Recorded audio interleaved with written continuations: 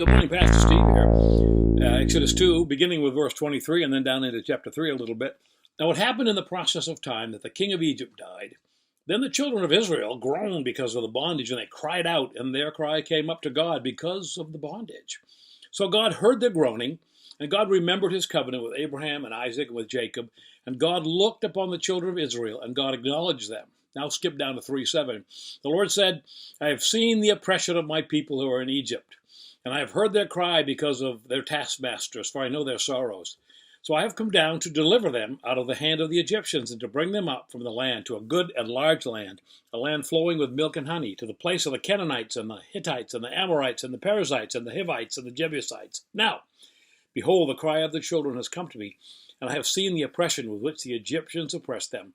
Come now, therefore, and I will send you, Moses, to Pharaoh, that you may bring my people, the children of Israel, out of Egypt. You probably have heard it said God has a plan. It was actually a vest patch for a ministry club I rode with years ago. And I agree, he does have a plan. But I have found out over the years he just never checks in with me first before he advances his plan. Now, I trust you have read the backstory of Moses' birth and his rescue and his refusal to live as an Egyptian, and how he killed an Egyptian and then boogied out into the desert. Many years have passed on our clock, and finally, at long last, God ratchets up his plan. Well, really, he doesn't ratchet it up. He just continues the plan he had all along.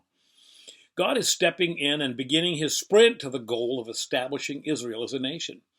He sure seems to take his time, but really, he's right on schedule. God's never late.